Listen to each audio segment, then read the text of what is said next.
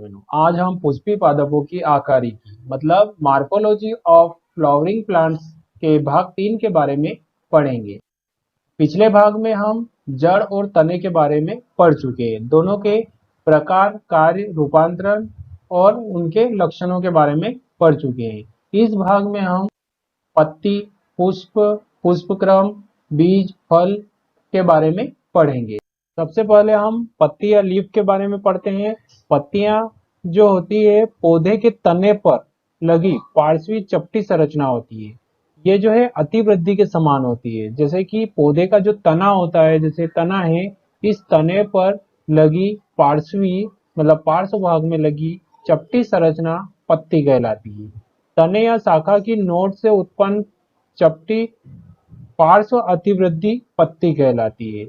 जैसे ये तना है, इस तने या कोई भी पौधे की शाखा है, उसकी नोड होती है। नोड और इंटरनोड से आप परिचित है। नोड जो होती है जहां से पत्तियां निकलती है, और दो नोड के बीच के स्थान को बोलते हैं इंटरनोड।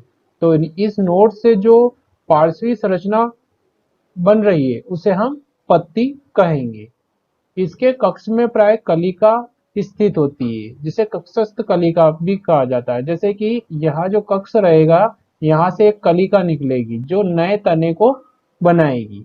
इसके बाद पत्ती क्लोरोफिल युक्त हरे रंग की होती है। जो पत्तियां होती है इनके अंदर क्लोरोफिल वर्णक पाया जाता है, मतलब क्लोरोप्लास्ट पाया जाता है, और जिसके कारण क्लोरोफिल वर्णक के कारण ही पत्ती का रंग होता है हरा। पत्तियां अग्राभिसारी क्रम में लगी रहती है। पौधे पर पत्तियां अग्राभिसारी क्रम मतलब कि जो पत्तियां हैं वो अग्र क्रम में लगी रहती है। जैसे कि पुरानी पत्तियां नीचे की ओर, उसके बाद ऊपर की ओर जाते जाते नई नई पत्तियां आती रहती है। एक प्रारूपिक पत्ती की संरचना के बारे में पढ़ते हैं। पौधे की जो शाखाओं और पौधे के जो तने होते हैं, उस तने से जो पत्ती निकलती है, पत्ती जो जिस भाग से निकलती है उस भाग को बोलते हैं हम नोड या पर्व संधि, और दो पर्व संधि के बीच के स्थान को बोलते हैं इंटरनोड या संधि। अब हम बात करते हैं जैसे कि ये तना है, तने के जिस भाग पर पत्ती लगी है, पत्ती का जो आधारी भाग है इसको बोलते हैं हम लीफ बेस, पर्णाधार। इस पत्ती का जो ये पर्णाधार है, इस पर्णाधार से दो पार्श्व अतिवृद्धियां निकली है। इस पत्ती के जो पर्णाधार है, इस पर्णाधार से ये दो पार्श्व अतिवृद्धियां है, इसको हम बोलते हैं स्टिप्यूल्स, मतलब कि अनुपर्ण। स्टिप्यूल्स मतलब अनुपर्ण। जिस पत्ती में अनुपर्ण पाए जाते हैं उसे अनुपर्णी, और जिसमें अनुपर्ण नहीं पाए जाते हैं उसे अनुपर्णी पत्ती कहा जाता है। पत्ती का जो पर्णाधार है, मतलब कि ये तने के पास में पर्णाधार है, यहाँ से पत्ती के इस भाग जो जिसे हम बोलते हैं लेमिना, लीफ लेमिना, इसके मध्य का जो भाग है इसको बोलते हैं हम पेटियोल। पेटियोल जो है मतलब कि पर्णाधार और लेमिना के बीच वाले भाग को पेटियोल्स या पर्णवृंत कहा जाता है। जिस पत्ती में पर्णवृंत पाया जाता है उसे पेटियोलेट या संवृंत कहते हैं, और जिसमें पर्णवृंत नहीं पाया जाता है उसे अवृंत या सेसाइल पत्ती कहा जाता है। अगले भाग की बात करते हैं लीफ लेमिना। लीफ लेमिना को पर्ण फलक कहा जाता है। यह पत्ती का मुख्य भाग होता है। यह चपटा भाग है, क्लोरोफिल युक्त भाग है, और साथ ही इसके अंदर मिडरिप मतलब कि मध्य सिरा, मिडरिप को मध्य सिरा बोलते हैं, मिडरिप, और साथ ही इसमें वेन मतलब कि छोटी छोटी सिरिकाएं पाई जाती है। इसके किनारे भाग को ब्लेड कहा जाता है, और इसके सबसे टिप वाले भाग को लीफ एपेक्स के नाम से जाना जाता है। ये पत्ती की एक प्रारूपिक संरचना है। जैसा कि हमने पत्ती की संरचना के बारे में पढ़ा है, वहीं एक प्रारूपिक पत्ती के कुछ भाग होते हैं उनके बारे में पढ़ते हैं। पत्ती के मुख्य भाग है पर्णाधार, लीफ बेस, जिसे हाइपोपोडियम के नाम से जाना जाता है। लीफ बेस जो है पत्ती का आधारी भाग होता है, जो पत्ती को तने से जोड़े रखता है। जैसे कि ये तना है, इस तने से पत्ती जुड़ी हुई है, पत्ती का जो ये आधारी भाग है इसको हम लीफ बेस या हाइपोपोडियम कहते हैं। यह पत्ती को तने से जोड़ के रखता है। इसके बाद लीफ बेस से कुछ अतिवृद्धियां निकली है जिसको स्टिप्यूल्स कहा जाता है। पत्ती का सेकेंड भाग है पर्णवृंत या पेटियोल, जिसे मीजोपोडियम कहते हैं। मीजोपोडियम मतलब मध्य भाग।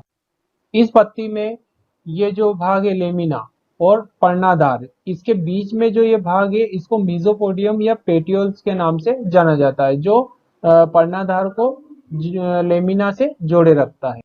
पत्ती का तीसरा मुख्य भाग है पर्णफलक या लेमिना, इसे एपिपोडियम के नाम से जाना जाता है। एपिपोडियम जो है पत्ती का मुख्य भाग होता है, क्लोरोफिल युक्त होता है, चपटा भाग होता है, प्रकाश संश्लेषण में सहायक होता है। इसके अंदर मिड रिब मध्य सिरा पाई जाती है और उससे बहुत सारी वेन्स मतलब कि सिरिकाएं निकली रहती है। इसके मार्जिनल भाग पर कुछ कतार के टाइप संरचना पाई जाती है। इसके शीर्ष भाग को एपेक्स या लीफ एपेक्स कहा जाता है। पत्ती में हम अब सिरा विन्यास मतलब वेनेशन के बारे में पढ़ते हैं। वेनेशन जो है पत्ती का एक मुख्य लक्षण है, जो पौधों को और साथ ही पत्तियों को अलग अलग भागों प्रकार में बांटता है। पत्ती पर सिरा और सिरिका के विन्यास की व्यवस्था को सिरा विन्यास कहा जाता है। जैसे कि ये पत्ती है, इस पत्ती के अंदर मिड रिब मतलब मध्य सिरा और इससे बहुत सारी सिरिकाएं निकली है। इनके विन्यास, इनकी जो विन्यास की व्यवस्था है उसके आधार पे इसे हम सिरा विन्यास के नाम से जानते हैं। पत्तियों में मुख्यतः दो प्रकार का सिरा विन्यास होता है, जालिकावत सिरा विन्यास और समांतर सिरा विन्यास। जालिकावत सिरा विन्यास जिसमें जाली के समान संरचना बन जाती है पत्ती के अंदर, और समांतर सिरा विन्यास जिसमें कि पत्तियों के अंदर जो सिराएं हैं वह समान रूप में व्यवस्थित रहेगी। जालिकावत सिरा विन्यास में क्या होता है कि जितनी भी सिराएं होती है वह शाखित हो जाती है और शाखित होने के पश्चात एक जाल के समान संरचना बना लेती है। जालिकावत सिरा विन्यास जो है जितने भी द्विबीजपत्री पौधे होते हैं उनमें देखने को मिलती है। द्विबीजपत्री पौधे मतलब कि जैसे मटर हुआ, सोयाबीन हुआ, है ना, इसके अलावा मूंगफली हुआ, जिसके अंदर दो बीज पत्र पाए जाते हैं उसे द्विबीजपत्री पौधे कहते हैं। इसके अलावा समानांतर सिरा विन्यास, इसमें पत्ती के अंदर जितनी भी सिराएं होगी वह एक दूसरे के समान अंतर में व्यवस्थित रहेगी, इसलिए इसे समानांतर सिरा विन्यास कहते हैं। एक बीजपत्री पौधों में इस प्रकार के विन्यास को देखा जा सकता है, जैसे कि गेहूं, मक्का, इनकी पत्तियों के अंदर जब ये विन्यास देखेंगे हम तो समानांतर दिखाई देगा। पत्ती के प्रकार, पत्तियां जो है सामान्यतः दो प्रकार की होती है, सरल पत्ती और संयुक्त पत्ती। सरल पत्तियां वे पत्तियां होती है जिनका मार्जिन जो है, ये इस पत्ती का जो मार्जिन है, मार्जिन कटा फटा नहीं होता है, और यदि कटा फटा भी होता है तो वह मध्य सिरा और साथ ही पर्णवृंत को स्पर्श नहीं करता है, उसको हम सरल पत्ती कहते हैं। साथ ही सरल पत्ती के जो कक्ष है, ये कक्ष है सरल पत्ती का, यहाँ पर कक्षस्थ कलिका, एक कलिका बनती है जो कि सरल पत्ती का मुख्य उदाहरण है। इस प्रकार से एक सरल पत्ती है। सरल पत्ती के उदाहरण जो है आम, सरसों, इनमें देखे जा सकते हैं। इस सरल पत्ती में यह मध्य सिरा है और इसके चारों ओर ये मार्जिन है, इसे लेमिना भाग कहते हैं, इसे स्टिप्यूल्स कहते हैं, और ये जो पर्णाधार है लीफ बेस है, और ये जो है तना है। अब हम पढ़ते हैं संयुक्त पत्ती के बारे में। संयुक्त पत्तियां जो है ऐसी पत्तियां होती है जिसके जो किनारा भाग है वह स्थान स्थान पर मध्य सिरा तक पहुंचकर उसे दो या दो से अधिक पर्ण को मतलब लीफलेट्स में अलग अलग कर देता है, उसे हम संयुक्त पत्ती कहते हैं। संयुक्त पत्ती में क्या होता है कि इसमें जो ये जो है पत्तियां हैं, इसमें पर्णफलक जो है कई भागों में विभक्त हो गया है। इसमें ये पर्णवृंत है, इस पर्णवृंत पर जो है इस पत्ती का जो लेमिना भाग है, ये लेमिना भाग जो है स्थान स्थान पर जो है पर्णवृंत के साथ जो है जुड़ जाता है और कई छोटी छोटी जो है पर्णकों में विभक्त हो जाता है, इसलिए इसे हम संयुक्त पत्ती कहते हैं। यह जो है इमली में आपने देखा होगा, इमली की जो पत्तियां हैं वो देखी होगी, इसके अलावा गुलाब में पत्तियां हैं वो देखी है, ये सभी संयुक्त पत्ती के उदाहरण है। यहाँ पर हम संयुक्त पत्ती के कुछ प्रकार पढ़ते हैं, जैसे कि ये पूरी एक पत्ती है, इसे हम संयुक्त पत्ती के नाम से जानते हैं। इसमें ये दोनों पत्तियां जो है यूनिपिन्नेट है। यूनिपिन्नेट मतलब कि एक पिच्छाकार पत्ती। यूनिपिन्नेट मतलब एक पिच्छाकार पत्ती। इसमें जो पर्णक है ये छोटे छोटे इनको बोलते हैं पर्णक। ये पर्णक जो है एक ही रेकिस पर स्थित है, इसलिए इस भाग को हम रेकिस कहते हैं। इस रेकिस पर एक ही रेकिस पर पर्णक स्थित है, इसलिए यूनिपिन्नेट के नाम से या एक पिच्छाकार के नाम से जानते हैं। इसमें यूनिपिन्नेट में ये वाली जो पत्ती है इसे हम पेरीपिन्नेट कहते हैं। पेरीपिन्नेट मतलब समपिच्छाकार। पेरीपिन्नेट को समपिच्छाकार पत्ती कहते हैं। मतलब कि समपिच्छाकार मतलब कि इसमें पत्तियों की संख्या समान है, इसलिए इसको समपिच्छाकार या पेरीपिन्नेट पत्ती कहा जाता है। अब यूनिपिन्नेट में इम्पेरीपिन्नेट पत्ती के बारे में पढ़ते हैं। इसमें पर्णकों की संख्या जो है समान नहीं होती है, इसलिए इसे इम्पेरीपिन्नेट या विषम पिच्छाकार पत्ती कहते हैं। यह जो है गुलाब में या नीम में देखने को मिलती है। अगली संयुक्त पत्ती है बाईपिन्नेट मतलब कि द्विपिच्छाकार पत्ती। यह पत्ती जो है पेटियोल से आगे बढ़कर जो रेकिस है, इस रेकिस पर जो है पत्ती दो भागों में डिवाइड हो जाती है, मतलब कि दो बार विभाजित हो जाती है और इस पर छोटे छोटे लीफलेट पर्णक लगे रहते हैं, इसलिए इसे हम बाईपिन्नेट पत्ती कहते हैं। यह पत्तियां जो है बबूल में देखने को मिलती है। इसके बाद ट्राईपिन्नेट पत्तियां। ट्राईपिन्नेट पत्तियां जो होती है वो पेटियोल्स के बाद जो है तीन बार विभाजित हो जाती है और रेकिस पर तीन बार विभाजित होती है, तो इसे हम ट्राईपिन्नेट पत्ती कहते हैं। इसके बाद संयुक्त पत्ती का अगला प्रकार जो है डी कंपाउंड। डी कंपाउंड पत्ती में क्या होता है कि इसमें पत्तियां जो है तीन बार से ज्यादा मतलब कि तीन से अधिक बार जब विभाजित हो जाती है तो इसे हम जो है डाई कंपाउंड पत्ती के नाम से जानते हैं। ये जैसे रेकिस है, इस रेकिस के ऊपर कई भागों में पत्तियां विभाजित हो गई है, इसलिए इसे हम डाई कंपाउंड या पुनर्विभाजित के नाम से जानते हैं, जैसे कि ये धनिया में देखने को आपको मिलती है। सरल पत्ती और संयुक्त पत्ती में अंतर पड़ते हैं। सरल पत्ती मतलब कि इसमें केवल एक ही पर्णफलक होता है जो कि पर्णवृंत पर लगा रहता है, जैसे कि ये एक ही पर्णफलक है और पर्णवृंत पर लगा है। लेकिन संयुक्त पत्ती में बात करें तो पर्णफलक विभाजित होकर अनेक पर्णक बनाता है, जैसे कि ये पर्णफलक जो है विभाजित होकर कई पर्णक बना लिए, इसलिए इसको संयुक्त पत्ती कह रहे हैं। सरल पत्ती में कक्ष में कक्षस्थ कलिका होती है, जैसे इसकी ये कक्ष है, इसमें कक्षस्थ कलिका बन रही है। लेकिन संयुक्त पत्ती में कलिका जो है रेकिस के कक्ष में उत्पन्न होती है। जो ये रेकिस है इसके कक्ष में कलिका उत्पन्न हो रही है, प्रत्येक यहाँ पर नहीं हो रही है, केवल यहाँ पर हो रही है, कलिका बन रही है। पर्णाधार पर अनुपर्ण होते हैं। इसका जो पर्णाधार रहेगा यहाँ पर छोटी छोटी अतिवृद्धियां रहेगी, लेकिन संयुक्त पत्ती में अनुपर्ण नहीं बनते हैं।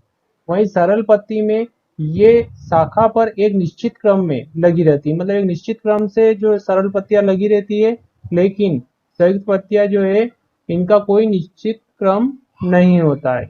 इस प्रकार से सरल पत्ती और संयुक्त पत्ती में हम अंतर याद कर सकते हैं। पत्ती के कार्य। पत्ती के कार्य के बारे में पढ़े तो सबसे महत्वपूर्ण कार्य पत्ती का है प्रकाश संश्लेषण। पत्तियां जो है पौधे के प्रकाश संश्लेषण में सहायता करती है। प्रकाश संश्लेषण की प्रोसेस आपको पता ही होगी। प्रकाश संश्लेषण क्या होता है? पौधे सूर्य प्रकाश की उपस्थिति में जमीन के अंदर से जल लेते हैं और वातावरण की कार्बन डाइऑक्साइड को लेते हैं और क्लोरोफिल वर्णक यानी क्लोरोप्लास्ट की उपस्थिति में अपना भोजन जो है कार्बोहाइड्रेट स्वयं बनाते हैं और सह उत्पाद के रूप में ऑक्सीजन वातावरण में मुक्त करते हैं। तो इस प्रकार से प्रकाश संश्लेषण में पत्तियों का महत्वपूर्ण योगदान है। अगर पत्तियां नहीं होगी तो पौधे में प्रकाश संश्लेषण नहीं होगा और प्रकाश संश्लेषण नहीं होगा तो पौधों में भोजन नहीं बनेगा, पौधे जीवित नहीं रह पाएंगे। इस प्रकार से पत्तियां जो है प्रकाश संश्लेषण में सहायक होती है। इसके अतिरिक्त जब प्रकाश अनुपस्थित होता है, लाइट की अनुपस्थिति में पत्तियों में यानी पौधे में श्वसन की क्रिया शुरू हो जाती है। श्वसन की क्रिया आप परिचित है श्वसन से कि ऑक्सीजन की उपस्थिति में भोज्य पदार्थ का क्या होता है? ऑक्सीकरण होता है और उससे ऊर्जा मिलती है, जो है शरीर को या कोशिका को ऊर्जा मिलती है ना। इसमें जो है भोज्य पदार्थ का ऑक्सीडेशन होता है। तो यहाँ पर पौधे जो है रात के समय में रेस्पिरेशन करते हैं। इस प्रकार से पौधे जो है श्वसन की क्रिया में भी सहायता, पत्तियां जो है श्वसन की क्रिया में भी सहायता करती है। इसके अतिरिक्त पौधों की पत्तियों में वाष्पोत्सर्जन की क्रिया भी होती है, क्योंकि पौधों की जो पत्तियां होती हैं इनके अंदर छोटे छोटे रंध्र पाए जाते हैं, स्टोमेटा पाए जाते हैं, और उन स्टोमेटा की सहायता से एक तो गैसीय विनिमय होता है, ऑक्सीजन और CO2 का आदान प्रदान होता है, और इसी के साथ पौधों के पत्तियों के माध्यम से वाष्पोत्सर्जन की क्रिया भी होती है, जिससे पौधों के अंदर अतिरिक्त जल जो है वह वाष्पोत्सर्जन के रूप में बाहर निकलता है। साथ ही वाष्पोत्सर्जन के कारण ही पौधे के आसपास ठंडक रहती है। तो पत्तियों के माध्यम से प्रकाश संश्लेषण होता है, श्वसन होता है, और साथ ही वाष्पोत्सर्जन की क्रिया भी पत्ती के माध्यम से होती है। पत्ती के अन्य कार्य के बारे में पढ़ें, जैसे कि जल और भोजन का संग्रहण करना। जितनी भी पत्तियां हैं जो है पत्तियां जो है वो रूपांतरित हो जाती है, और रूपांतरित होकर जल का संग्रहण भी कर सकती है और साथ ही भोजन का संग्रहण भी कर सकती है। जैसे प्याज, प्याज के अंदर पत्तियां फूल जाती है ना, और फूलने के बाद वह एक प्रकार से मांसल होकर भोजन का संग्रहण कर सकती है। ग्वारपाठा की पत्तियां फूल जाती है। इसके अलावा कैक्टस की पत्तियां फूल जाती है और जल को संग्रहित करके रखती है। इस प्रकार पत्तियां जो है आरोहण, मतलब कि आरोहण के रूप में इनमें प्रतान रूपी संरचना बन जाती है, जो पौधे को ऊपर की ओर बढ़ने में सहायता करती है। जैसे टेंड्रिल्स, यहाँ पर ये टेंड्रिल्स जो बन रहे हैं पत्तियों के रूपांतरित रूप है, जो पौधे को ऊपर की ओर बढ़ने में सहायता करते हैं। साथ ही सुरक्षा, पत्तियों के ऊपर कंटक या सूल बन जाते हैं, कांटे बन जाते हैं, जो पौधे को सुरक्षा प्रदान करते हैं। इसके अतिरिक्त कायिक प्रवर्धन, पौधों के अंदर जो है कुछ ऐसी पत्तियां होती है जो कि कायिक प्रवर्धन मतलब नए पौधे को जन्म देने में मदद करती है। जैसे कि पत्थर चट्टा, ये एक ब्रायोफिलम का पौधे की पत्ती है। इस पत्ती को जैसे ही हम उचित पोषण माध्यम में रखते हैं तो इसके किनारे किनारे पर नया ब्रायोफिलम पौधा यानी पत्थर चट्टा पौधा बनने लगता है। इसमें इस प्रकार से कायिक प्रवर्धन होता है। इस प्रकार पत्ती के महत्वपूर्ण कार्य हमने पढ़े हैं। पुष्पक्रम, इनफ्लोरेसेंस, मतलब कि पुष्पक्रम जो है पौधे का जो पुष्पीय अक्ष होता है, पौधे का जो अक्ष होता है पुष्पीय अक्ष, उस पर पुष्प या फूलों के लगने के क्रम को हम बोलते हैं पुष्पक्रम। जैसे कि ये पौधे का पुष्पीय अक्ष है, इस पुष्पीय अक्ष पर जो ये फूल लग रहे हैं इनके लगने के विन्यास को हम बोलते हैं पुष्पक्रम, के पुष्प किस प्रकार से इस पर लगे हैं। फूल एक रूपांतरित प्ररोह है, प्ररोह का एक भाग है रूपांतरित, जो कि प्ररोह के शीर्ष मेरिस्टेम पुष्पीय मेरिस्टेम में परिवर्तित हो जाता है। पौधे का जो शीर्ष मेरिस्टेम विभाज्योतक ऊतक जो होता है वह पुष्पीय ऊतक में परिवर्तित हो जाता है और वहां पर फूल खिलने लगता है। इस प्रकार से यह पुष्प का पुष्पीय अक्ष है, इस पर ये पुष्प लगे हुए हैं, इनके विन्यास को, इनके क्रम को पुष्पक्रम कहते हैं। अब हम आगे पुष्पक्रम के प्रकार के बारे में पढ़ते हैं। अब हम पढ़ते हैं पुष्पक्रम के प्रकार। पुष्पक्रम के प्रकार में असीमाक्षी पुष्पक्रम, ससीमाक्षी पुष्पक्रम और कुछ विशिष्ट प्रकार के पुष्पक्रम होते हैं। सबसे पहला है असीमाक्षी पुष्पक्रम।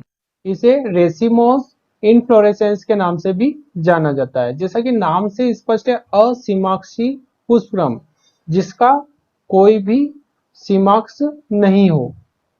इस प्रकार के पुष्पक्रम में पुष्पीय अक्ष जो है, इस पुष्पीय अक्ष के शिखर पर कोई पुष्प नहीं बनता है, मतलब कोई पुष्प नहीं बनता है, और इसका जो पुष्पीय अक्ष है वो लगातार वृद्धि करता रहता है। इस प्रकार से पुष्पीय अक्ष के पार्श्वी भाग पर पुष्प निकलते रहते हैं, और जो पुराना पुष्प है वो सबसे नीचे की ओर रहता है और नया पुष्प ऊपर की ओर खिलता रहता है। लेकिन जो पुष्पीय अक्ष है इसके ऊपर, इसके शीर्ष भाग पर पुष्प नहीं बनता है, इसलिए इसे असीमाक्षी पुष्पक्रम कहते हैं। असीमाक्षी पुष्पक्रम जो है सरसों, गुड़हल, इसके अलावा गेहूं, चावल आदि में देखने को मिलता है। जैसा कि ये पुष्पीय अक्ष है, इसके शीर्ष पर कोई पुष्प नहीं लगा है, यह लगातार वृद्धि करता रहेगा और इसमें अग्राभिसारी क्रम में पुष्प लगेंगे। सबसे पुराना पुष्प जो है नीचे की ओर रहेगा और नया पुष्प ऊपर की ओर खिलता रहेगा।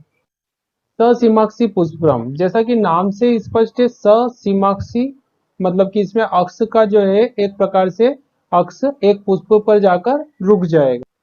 इस प्रकार के पुष्पक्रम में जो है पुष्पीय अक्ष के शीर्ष भाग पर पुष्प लग जाएगा और पुष्प लगने के बाद उस पुष्पीय अक्ष की वृद्धि वहीं रुक जाएगी। फिर उसके आसपास से पार्श्वी भाग से पुष्प निकलेगा और उसके भी पुष्पीय अक्ष पर पुष्प आने पर वो उसकी वृद्धि रुक जाएगी।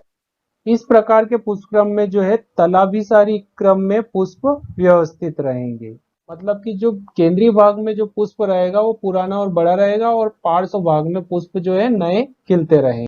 इस प्रकार से असीमाक्षी और ससीमाक्षी पुष्पक्रम हमने पढ़ा है। अब हम पढ़ेंगे विशिष्ट प्रकार के पुष्पक्रम। विशिष्ट प्रकार के पुष्पक्रम में सबसे पहला पुष्पक्रम है कटोरिया पुष्पक्रम। कटोरिया पुष्पक्रम को साइथियम इन्फ्लोरेसेंस भी कहा जाता है। इस प्रकार के पुष्पक्रम जो है यूफोरबिया कुल के पौधों में देखने को मिलता है। यूफोरबिया एक कुल है, उसके अंदर जो आने वाले पौधे हैं उनमें इस प्रकार के पुष्पक्रम देखने को मिलते हैं।